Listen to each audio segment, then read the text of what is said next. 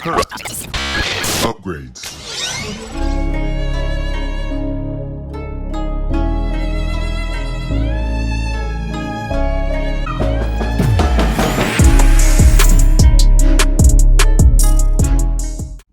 Hey, what's going on out there, everybody? This is Cinematography here representing TeamJVS, here to give you guys another movie review. This is straight from the director of Sideways, The Descendants, Nebraska, and I'm talking about Alexander Payne's The Holdovers. The Holdovers is starring an amazing cast, like some of the best performances this year, actually. Paul Giamatti, Divine Joy Randolph, and a newcomer, his first role in a major motion picture. I'm talking about Dominic Sessa.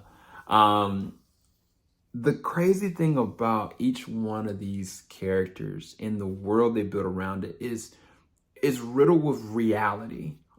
Each character feels so real, and yet they use, what they're devoted to, things that they love and things that they need to cope with the internal struggle they're all battling, which every single one of us coming out of a pandemic has something that we've had to deal with, had to overcome. And these characters, even though this is taking place in the 1970s, is so connecting, is so well written that this is probably one of the better films this year, but I'm gonna go ahead and break it down for you guys. So Paul Giamatti's character, ironically his name's Paul, is a teacher. And he's a hard-nosed teacher that fails people on the dime without any issues at all. Where one of his students are in a situation where they can't get home and they happen to be left home, and basically tells the principal, like, oh, somebody else supposed to do it. Well, I'll do it. It's fine. And so they're left with him. If you think about like Rorschach, y'all locked in here with me, that is him. But then you got Angus, this Dominic's character. Angus is a very smart but very shrewd and rude guy. Like, he's really smart, probably one of the top in the class, but he doesn't make friends very well with the people around him because the friends around him are very preppy and very rude and shrewd, and that's just not his MO. And then you've got Divine Joy Randolph's character named Mary. Mary is basically the school chef and cook, but she's also kind of stuck there, and she can't leave because they need to be able to help accommodate the kids with food. But she's also dealing with tragedy because she recently lost her son to the Vietnam War.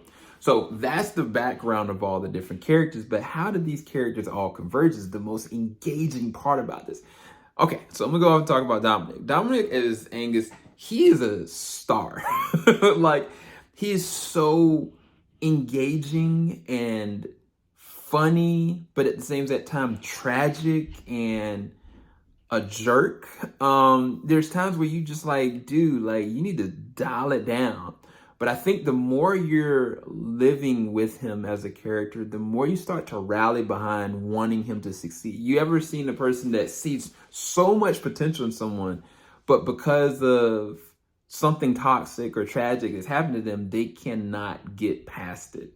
They can't get past it to do what they're meant to be and do. That is the definition of Angus as a character. And Dominic does it so well. Like, there's a scene in the basement. There's a basement scene where he's interacting with somebody and he seems so vulnerable and yet so in control. But then there's a moment where he's in a hospital and he's like he's a kid. Like, he doesn't know how to move or breathe or do anything. Like, he's just stuck.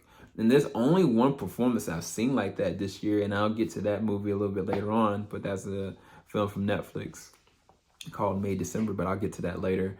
And then you go to like Divine Joy's, like, her character, especially the first half, like, just seems so humble and meek and no nonsense, and yet, like, her performance is so captivating. There's a scene that takes place in the kitchen where all three of them are in there, but she is commanding the scene. Like, she is letting it all naturally come out. And it's so tempered, but at the same time so well done. And it's out of a place of love and anguish all at the same time, which makes it so much more of a visceral performance. Then Paul Giamatti's character, one, just hit the sculpting of his character. Like one of his eyes are dealing with something I don't want to spoil.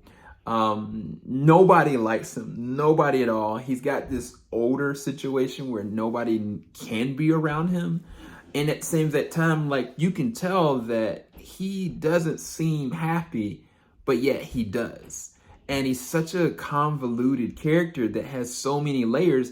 And you see him so rude to everybody else, but yet somebody like Mary, who's just lost her son, he's the most complimentary, nice person. And then seeing that progression for all three of these characters combined, that is where the genius of this comes in. And that's where I have to give credit to Alexander, because this story is so universal for everybody. Everybody can get something from what these people are going through, because in some way, shape, or form, we all have to figure out how to overcome some form of adversity, some form of torment, some form of loss or tragedy, or something that we're not proud of, and what that does to define us as people. I think that the levels of humanity that come out from the situations that the characters are put in, like, I mean, maybe a stupid kid that says something really rude, and how Angus as a character plays his defense on it, and then somebody like Paul breaks it down from a psychology standpoint, like why it isn't right. It's so well done between these three characters that this is one of the best films this year. The more I think about the film, the more what it does and touches on are so important. But I think the other thing about it is that, just like humanity, it's not going to all be in a perfect bow. It's not going to all work out the way you want or expect it to. The human parts of this, and why this is one of the best, is because of the failure, because of the loss, because of the situation where you may have to leave and it will not work out for you. What do you become? And I think that that's one of the most beautiful things about the Holdovers. But yeah, again, I talk about all this, but this is so freaking funny. It's so engaging. It's hilarious.